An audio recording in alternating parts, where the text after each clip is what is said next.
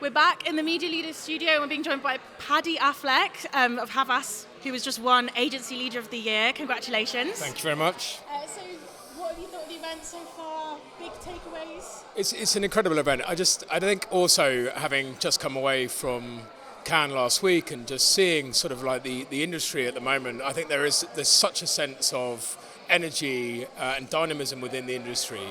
Obviously there's big things, big trends that we're all sort of grappling with, like AI and what does that mean for the future of our industry. But you can't take away from the fact that it's all about us. It's the talent, it's the people that are being genuine pioneers, that are innovating. And again, looking at everyone today, all of the award winners and the work that they're doing as leaders, but as organisations, as teams, that to me kind of empowers me massively. And I think creating that sort of culture, that culture which allows you to really sort of push boundaries, to thrive, to innovate, was here in bucket loads today. And I was really, really excited to see the breadth and depth of different types of talent on stage. It was great. I was hearing quite a few different things about what should be the top focus for media leaders this year and what makes a good leader. And so I'm curious what you think, and maybe is it the same as what you heard at Cannes last week? The most pressing thing for me is still around our people and our talent. We are bringing in new people into our industry, and I want people to be inspired about what our industry can do, what they can do as individuals as they develop and evolve within our industry too. And I think actually just encouraging people to look at our industry and the media industry and be excited by it, be inspired by it, is hugely, hugely important. I think coming out of things like the pandemic, there was always the talk of the fact that obviously there was that big exodus and people were leaving our industry. Well, actually, I'm really, really encouraged that people are coming through, but we just need to think differently as leaders. How do we create new environments that allow these people to thrive? How do we also make them feel empowered to actually feel that they have actually got their say in the shape and the future direction of organisations? And we think that's really important at Havas. We do a lot of work to feel that our people feel included, that there is a culture that enables them to actually feel that they are genuinely contributing. So I think outside of all of the big macro themes that of course we all discuss as leaders impacting our industry and the work we do for our clients, none of us would be here if we didn't have people that really, really believed in what they were doing and believed in the companies they work with and the clients and the partners they work with and for. So. And I really like what you were saying on your panel with the other winners. What 3 words describes a good media leader, and you said that you were going to cheat and take some creative license and say don't stop listening. Yeah. And I think that's in sales but also in leadership, that listening is kind of an underrated skill. Because as I do the fishbowl interview with media owner salespeople, listening comes up every time as what does one skill that people need to know. Maybe we've forgotten how to listen. I couldn't agree with you more, and I think it's interesting, isn't it? And I've worked here in the UK, I've worked in global roles, I've worked in the US, and you are constantly exposed to new people. You're young, more senior than you are, new clients, new environments, and you've always got to listen.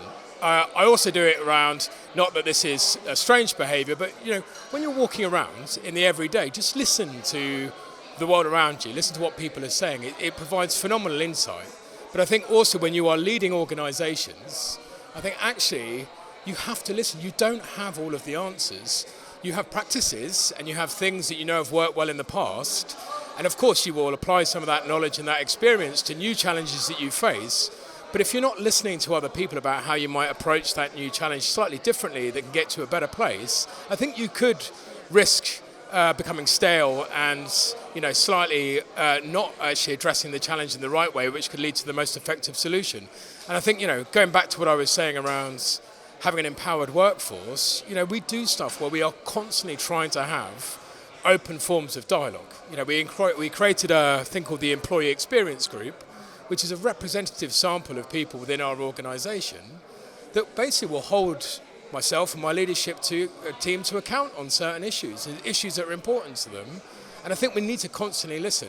Also, when we are speaking to new types of companies or new people that come into the industry, they might see a different way of doing things. And if we're not open to that and understand how we could potentially embrace that thinking into what we do as an organisation, like I said, I think we could become slightly unstuck and a bit too traditional in our approaches. So I quite like the fact that actually as leaders, we don't have all of the answers. We surround ourselves with people that we think can offer unique insights to the things that we're grappling with. And I think it's really important to have that sort of collaborative and inclusive spirit to get to a better place. Yeah. And aside from talent as a big focus, you mentioned sustainability as kind of also in the panel. You mentioned sustainability had fallen down the agenda a bit more, but that shouldn't be the case. That should be reprioritized. Yeah, I think there is a danger sometimes if we constantly hit people with the negativity of the fact that, you know, we're all doomed and all these facts. Actually, all that does is it actually gets people to respond quite negatively, and they basically pull a shutter down, and they just don't want to be exposed to it because they think, well, how can I influence that? I feel kind of almost powerless in that. And I think the advertising industry and the media industry, we possess a huge amount of influence and power to help change consumer behavior and drive that appropriate behavior change. And I think there was a real moment during the pandemic as well, because there was lots of talk around, there are arguments about all these things being interconnected, these various crises, and there was generally, it was top of people's agenda. There was a need to address it, and I think there was a lot of activity around that. We ourselves launched things like the Sustainability Marketplace. We were doing all sorts of training around, for example, anti-greenwashing, to make sure that obviously everything we were doing had integrity and credibility to it. And I just feel a little bit, we then went into the recession, or rather, the threat of a recession. And I think what happened is there was a genuine concern, is like, how as businesses can you hold those two things and get the balance right between I need to deliver still growth and short-term return and performance for an organisation and business, and then there's this whole thing around, but I equally need to be more responsible and sustainable and think about my climate impact. And what was happening was people were thinking you can't do the two things together. So it almost became a bit of a choice, where actually it doesn't mean that to be more sustainable, more responsible in your media choices, say, is going to have an impact on ROI. Far from it. Actually, those two things can work in unity, and we are doing a lot of work at the moment where we are trying to demonstrate through smart uses, things like econometrics fused with carbon impact data, to actually then go, actually, you can make choices that still deliver appropriate return from those investments, but equally are addressing the carbon impact that you might be having as a result of that campaign. And I think that's super exciting. And I think in the last couple of years, I think it's seemingly dropped a little bit down the agenda, and I think we all have a collective responsibility to actually get it back to be a primary agenda, because it's something that we all need to address and we need to develop solutions for. So, we're going to keep sort of fighting that fight. And I would urge people like the media leader as well to ensure that as coverage of a topic that we all need to care about, we're keeping that right at the forefront of everything we're doing. Yeah, especially when it doesn't have to be an either-or It doesn't have to be an either-or. And just to finish off, as we're at the halfway point of the year, what would you like to see more of for the next 6 months? That's a good question. I think right now, I think there is genuinely going to be a lot of interest and excitement potentially around what we're going to experience potentially with a potential change in government. I think, I'm already seeing it at the moment. There seems to be, versus last year, there's a lot more excitement within the industry. I think there's more consumer confidence right now. There's more advertiser confidence right now.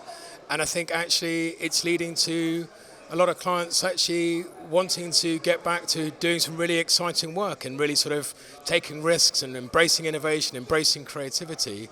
And honestly, this year so far, there's been a huge amount of excitement. I'm really hoping that actually we continue to address that moving into the second half of the year, because I think right now it's one of the best industries to be in, and I'm super excited about that. And I would say that we started the year, it wasn't hugely positive, but I would say that there's a lot of positive optimism out there right now.